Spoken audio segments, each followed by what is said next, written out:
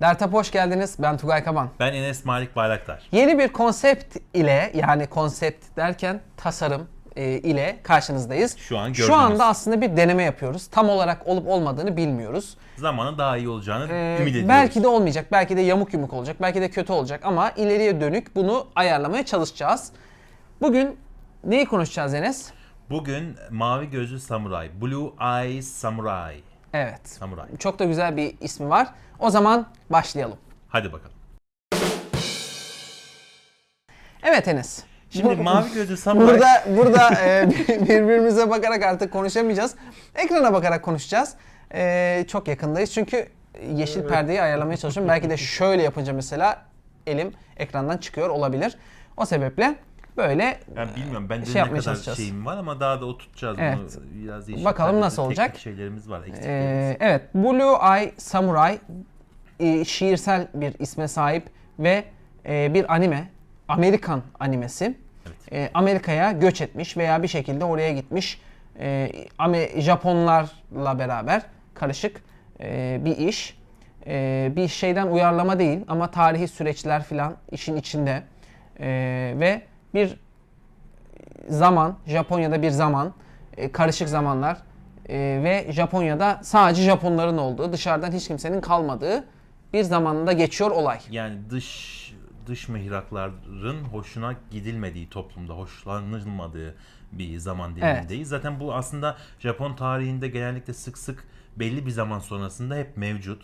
Yani Avrupalı insanın uzak doğuya açılmasıyla beraber uzak doğudaki insanların Avrupalı insanı, beyaz insanını hep böyle bir iriti görmesi, sevmemesi gibi nitelendirilebilir o tarihi serüven. Ki Japonya'da da o Kyoto Önemli değil, evet. söyleyemedim. Başkent Kyoto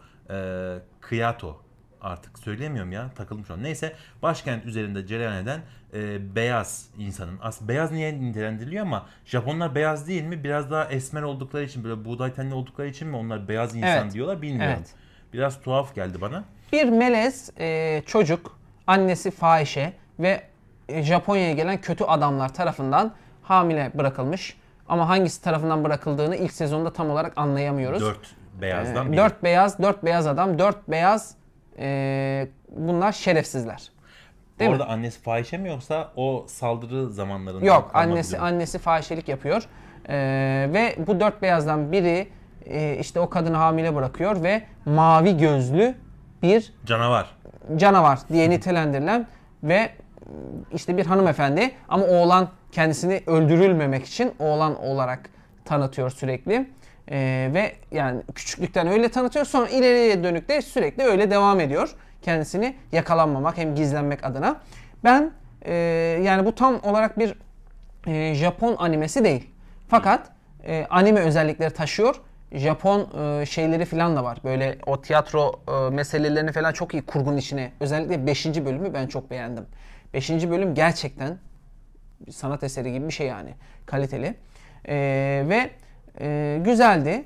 İşte yangın, büyük yangın, Japonya'daki büyük yangın, işte Shogun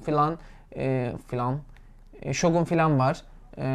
Onların şeyleri de geçiyor, hikayeleri de geçiyor. Ve bu mavi gözlü samuray hanımefendi çıkıyor yola ve diyor ki beni diyor Ya ben odaklanamıyorum Tugay.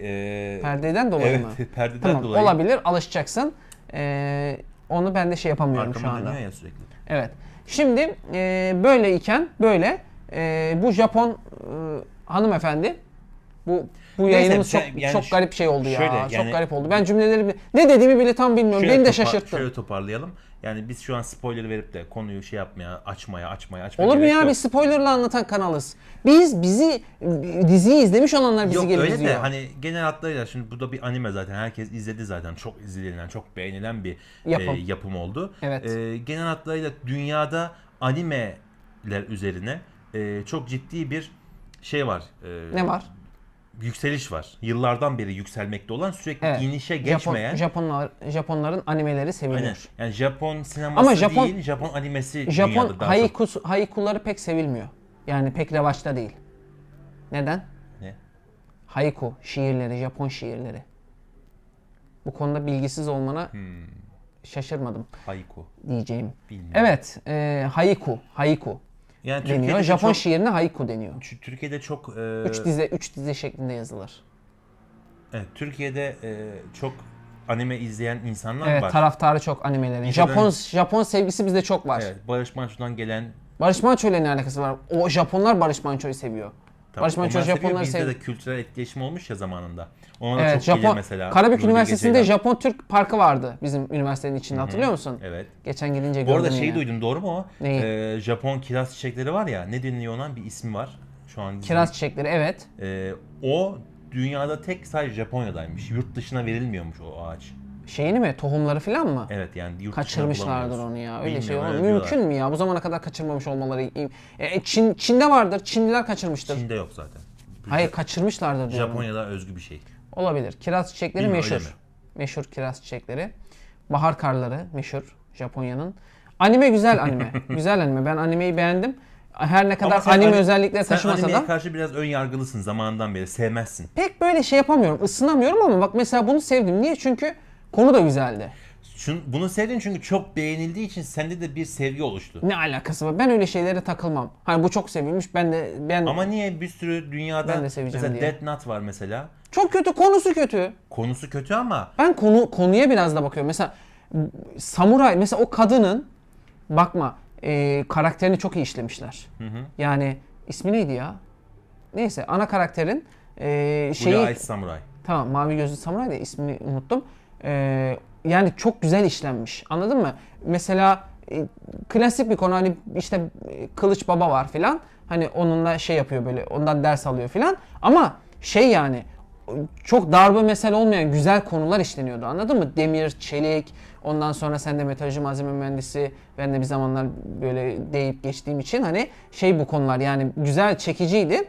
Ve kadın karakterin de böyle davranışları hoşuma gitti. Mesela o ilk hani birinin kocası oluyor ya. Aslında ben orada yani o koca salaklık etti, yani hak etti ölmeyi de. Bir nevi hani onların şeyinde diyorum. Yoksa kardeşim bir şey ses çıkar ya. Evet. Allah'ım ya. Evet. Hatırlamaya çalışıyorum. Senin daha E, önce o- izledim ya. O adam onu gerçekten sevebilirdi.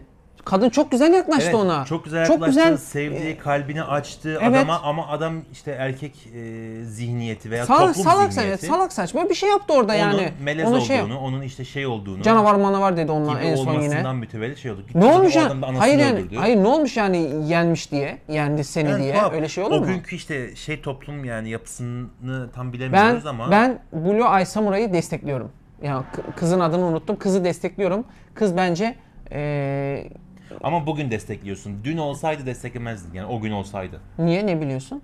Çünkü o günkü şartlarda öyleydi toplum Hayır, ben zihniyeti. onun tavırlarının ve davranışlarının şeyini anlıyorum. Öyle diyeyim. Bana dizide bunu verdi yani. 2023'ten bahsediyorsun sen. 2023 mü? 2023 yılından baktığında evet destekliyorsun ama Ya 1500'lerde böyle yani çok da desteklemeyebilirdin. hikayenin içine giremiyoruz ki, sürekli bir şeyler çıkarıyor bu insanoğlu ya. Yani ben içine girmek istiyorum, destekliyorum, sevdim yani. Al illa 2023'ten bakacağım, 1800'lerden bakacağım, 1900'lerden bak. Kardeşim tamam da Yani- bu zaten hikaye saçma sapan bir şey.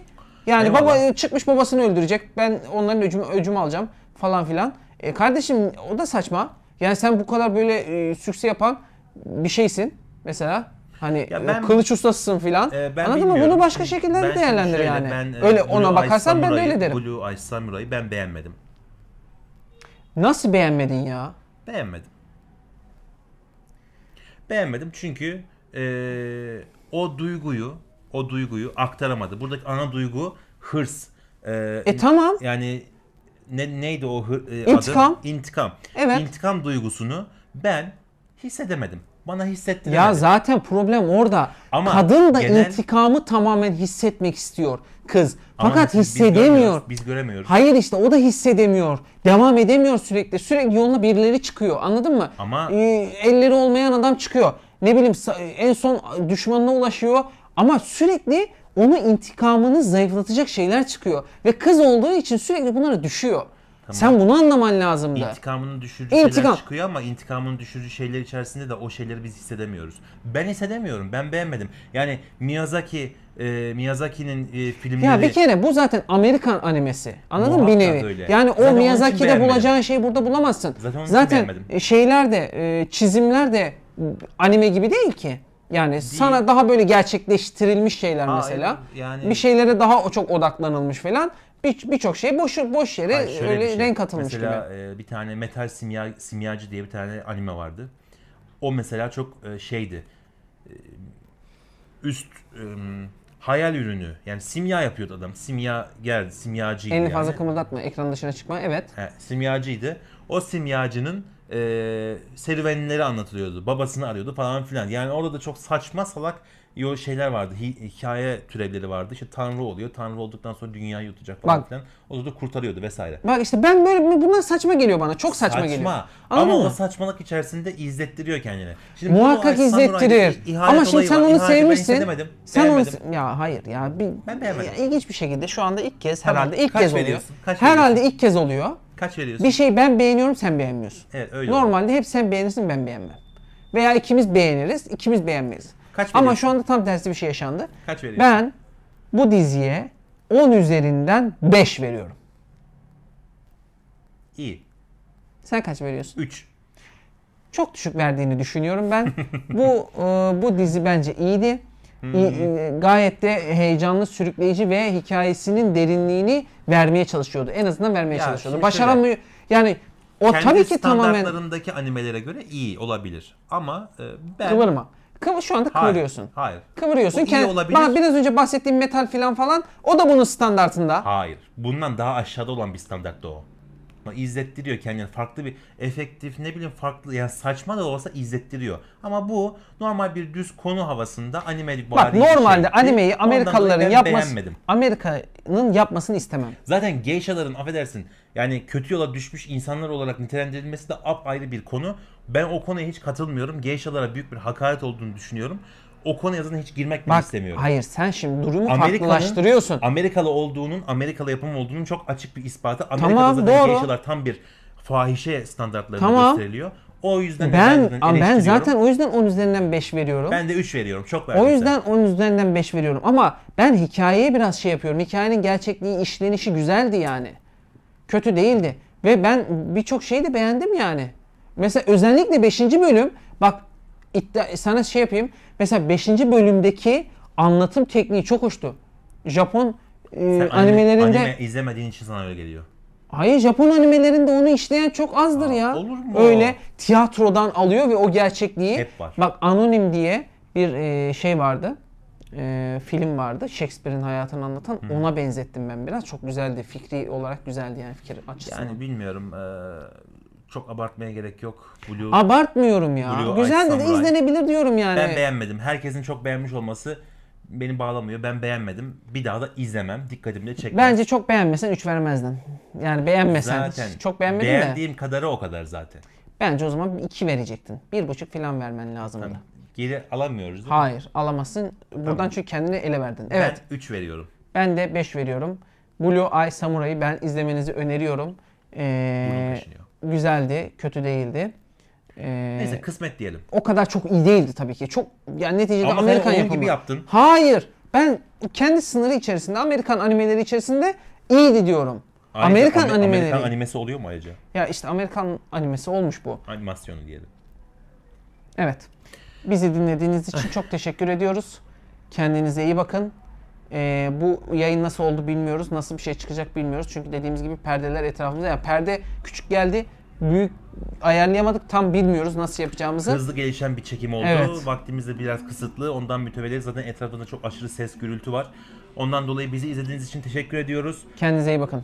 Beğenmeyi, takip etmeyi, yorum yapmayı unutmayın. Hepiniz Hoşça kalın efendim. hoşça kalın.